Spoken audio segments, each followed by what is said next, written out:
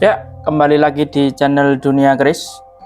Pada kesempatan kali ini saya akan membahas sebuah keris yang masuk ke dalam tangguh cukup istimewa.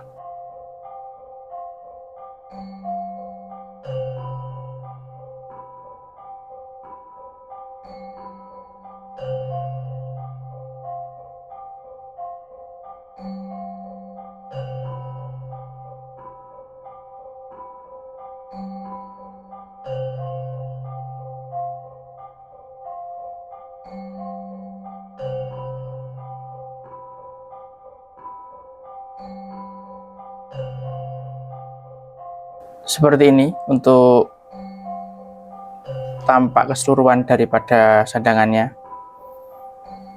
Gagah, besar, terlihat berwibawa dengan handle Yudominatan.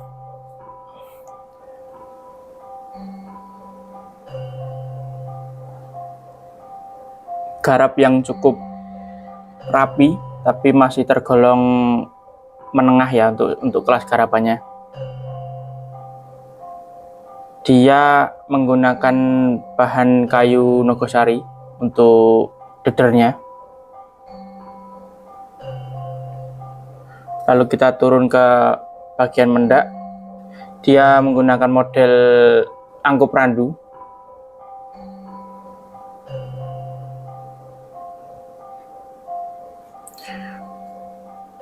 Bahan dasarnya terbuat dari kuningan sebenarnya, cuman dia diberi pewarna perak atau biasa disebut dengan sepuhan perak. Bukan dengan perak asli, cuman dengan pewarna saja. Begitu. Kita masuk ke bagian pelaannya.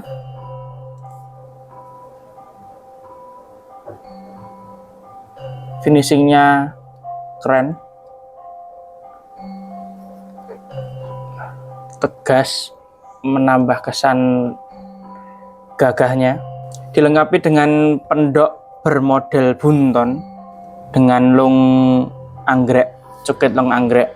Yang perlu digarisbawahi adalah pendok ini pendok baru, karena jika dilihat dari ukurannya sangat susah atau bisa dibilang jarang ada pendok lawasan dengan ukuran sebesar ini, selebar ini. Jadi itu menambah PR nanti. Jadi ini saya beri pendok baru. Ya, untuk kualitasnya cukup standar. Oke, kita masuk ke isinya. Kita akan coba buka untuk isi dari warangka ini.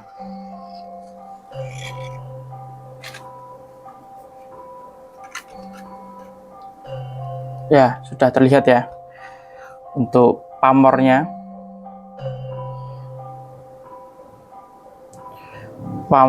dia full penuh masuk ke dalam pamor berdaringan kebak. Tapi sebelum kita membahas lebih dalam, ada yang perlu saya perlihatkan terlebih dahulu daripada kondisi dari bilah ini. Jika dilihat secara keseluruhan sih tidak masalah ya. Dia terlihat keris yang gagah, merbawani. Dan jika kita lihat juga pada bagian sor-sorannya, dia masih oke-oke saja. Dia masih cakep, masih ganteng. Dan ada yang menarik perhatian daripada yang terdapat di sorsoran ini, yaitu di dalam pesetan. Nah, bagi yang paham mungkin sudah bisa langsung menebak. Cuman di pesetan ini saya juga ada pertanyaan nih.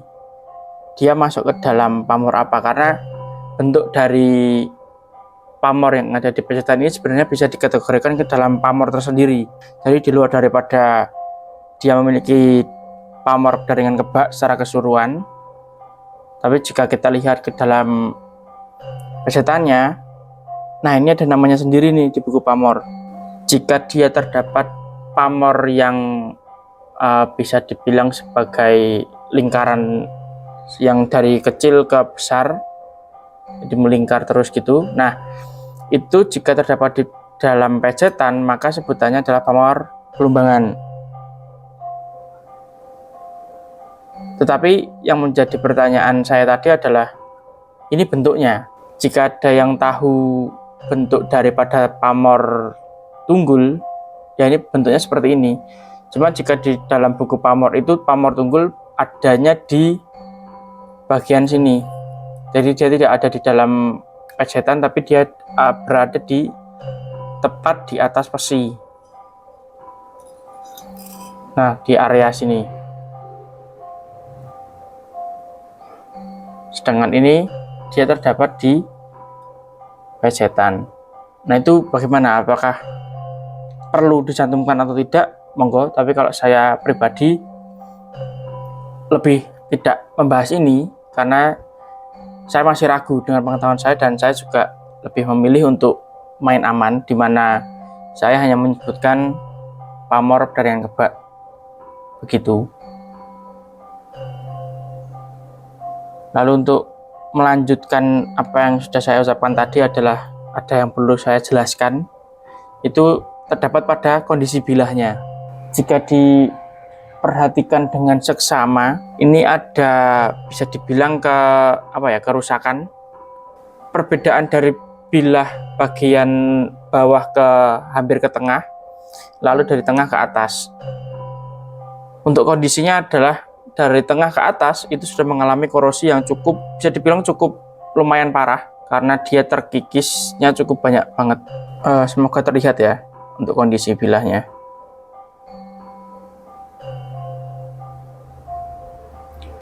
Sedangkan dia di kondisi dari mulai tengah, hampir tengah, lalu ke bawah, dia oke-oke saja. Dia bisa dibilang cakep. Nah, ini dia pembatasnya ada di sini. Beberapa rekan menyampaikan bahwa ini adalah sepuhan, tetapi mengingat daripada tangguhnya, ini adalah tangguh Pasundan, yang dimana eranya era Cirebonan ya. Pasundan kan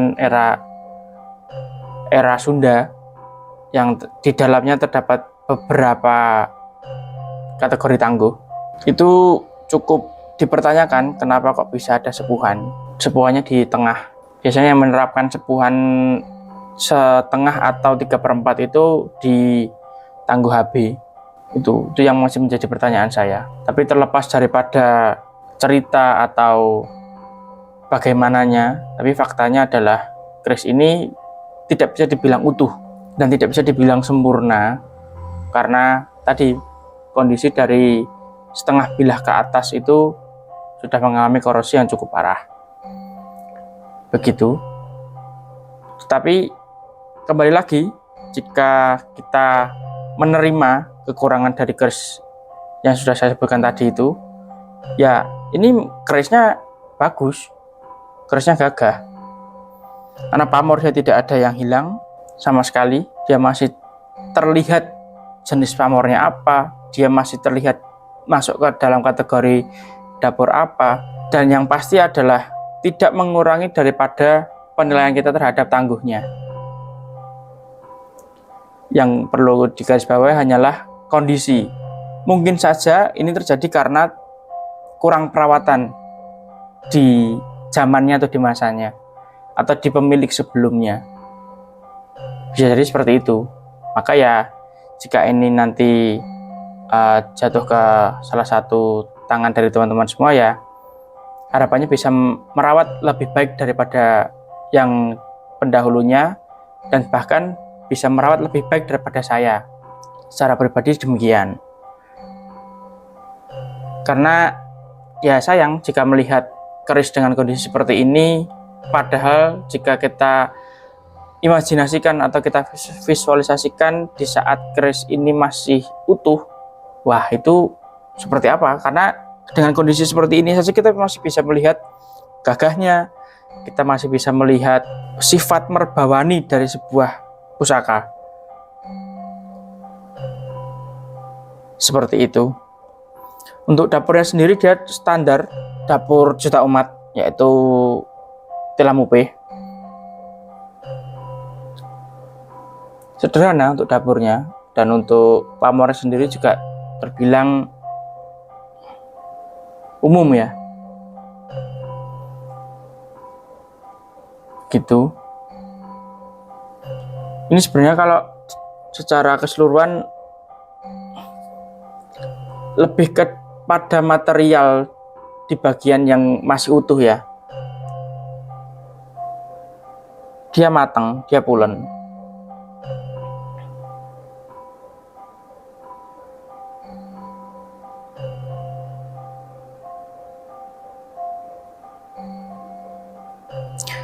Demikian, kita coba untuk ukur dan kita akan coba buktikan apakah benar ini masuk ke dalam kategori corok atau masih ke keris, karena cukup besar secara panjang dimensinya dan lebarnya ini cukup besar.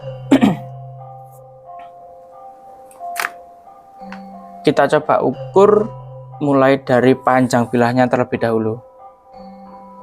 Ya, terlihat ya, dia memiliki panjang 39,5 yang bisa dikategorikan sebagai corok, sudah terlepas daripada keris. Lalu untuk panjang gonjonya sendiri, dia berada di 9,2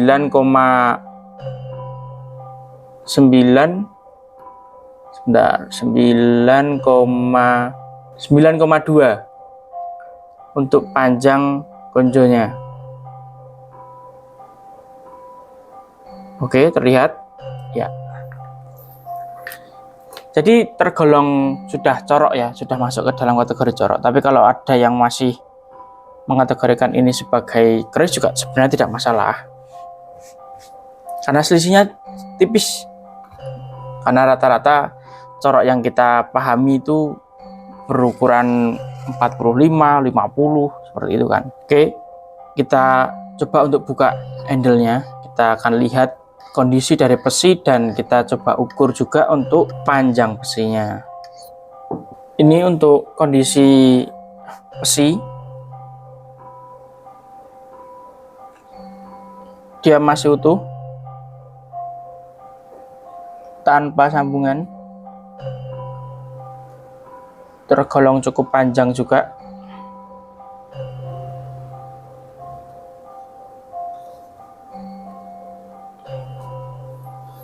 Dan besinya memiliki panjang di 7,2 cm.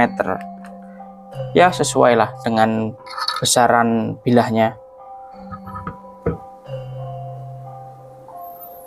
Oke, kita coba kembalikan lagi, kita coba pasang lagi untuk leadernya. Lalu kita akan melihat bagaimana jika keris ini dalam kondisi diminyaki, sekaligus melakukan perawatan ya.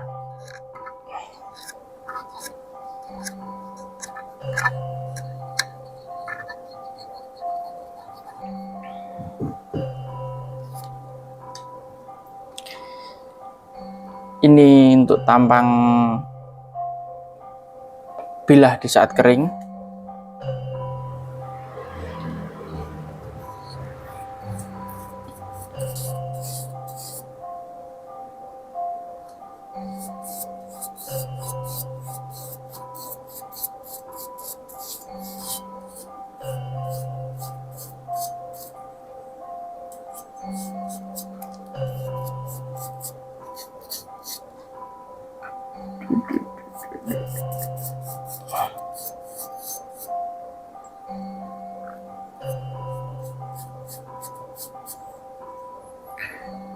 Nah, ini sudah selesai untuk diminyaki, sudah selesai diberi minyak. Nampak jelas untuk gradasi warna antara pemilahan besi, baja, dan pamornya.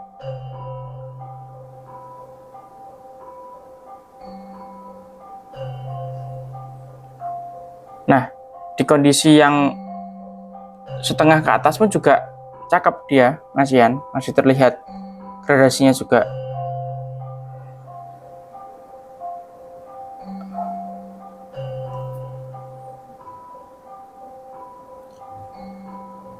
Nah, seperti ini kondisi di saat keris sudah diminyaki. Tampak lebih cakep tampak lebih menyenangkan dilihat karena gradasinya itu yang membuat tidak membosankan.